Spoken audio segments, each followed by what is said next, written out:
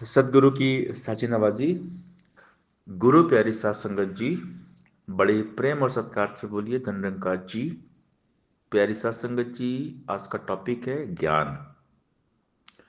ज्ञान एक रोशनी है, ज्ञान एक उजाला है, ज्ञान एक दीपक है। जिस मन में ज्ञान की रोशनी जलती है, ज्ञान के दीपक जल जाते हैं, वो मन होता है प्रकाशित, वो मन होता है प्रज्वलित। उस मन में रहता है हमेशा उजाला। और जहाँ पर ज्ञान नहीं है, जिस मन में ज्ञान नहीं होता, उस मन में होता है अज्ञान, उस मन में होता है अंधेरा। हम देखते हैं हमारे घर में भी अगर अंधेरा हो गया, कभी लाइट चली गई, तो अंधेरे में दिखाई देता नहीं है, और अंधेरे में लगती है ठोकर, और अंधेरे में आते हैं भ्रम, भ्रम भ्रांतियां, और अंधेरा ही डर है। अज्ञान और अंधकार ही डर है। जहां अंधेरा होता है वहां पर डर का माहौल होता है,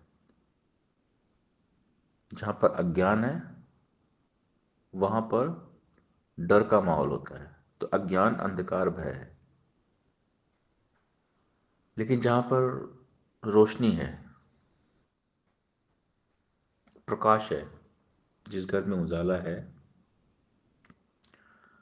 वहां कोई डर नहीं होता, क्योंकि वहां सब साफ दिखता है। उजाले में सब साफ दिखता है। इसी प्रकार ये होता है ज्ञान का उजाला। जब ब्रह्म ज्ञान हो जाता है तो बात समझ में आ जाती है कि सब कुछ परमात्मा है।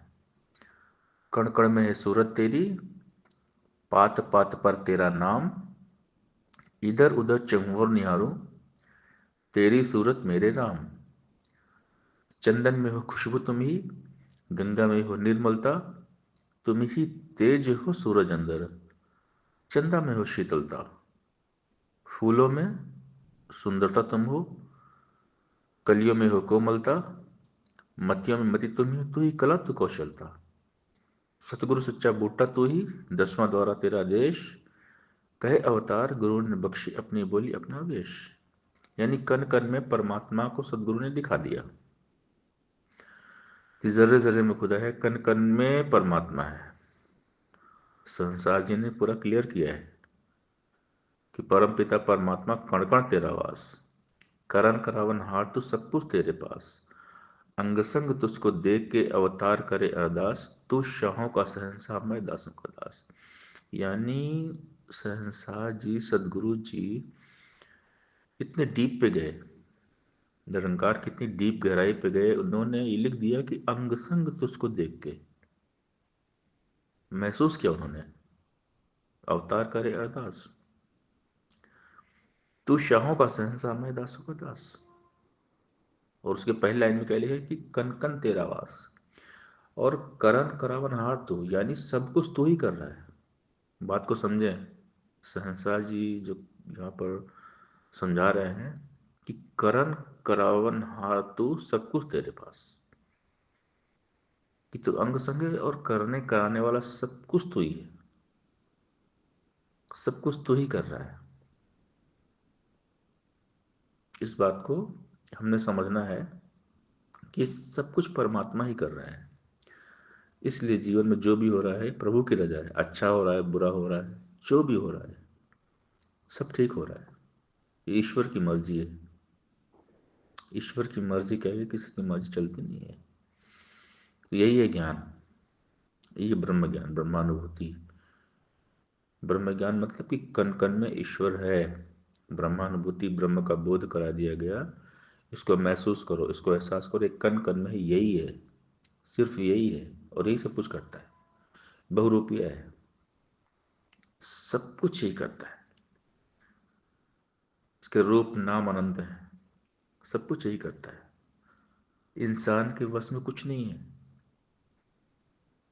ये नचाता रहता है, ये घुमाता रहता है, यही ज्ञान है।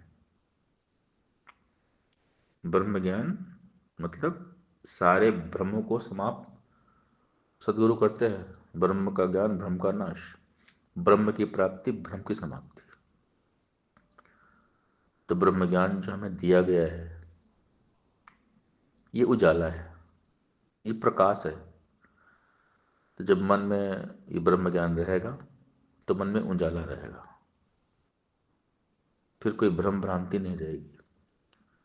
जिनके मन में ज्ञान हो जाता है, ये ज्ञान ठहर जाता है, टिक जाता है,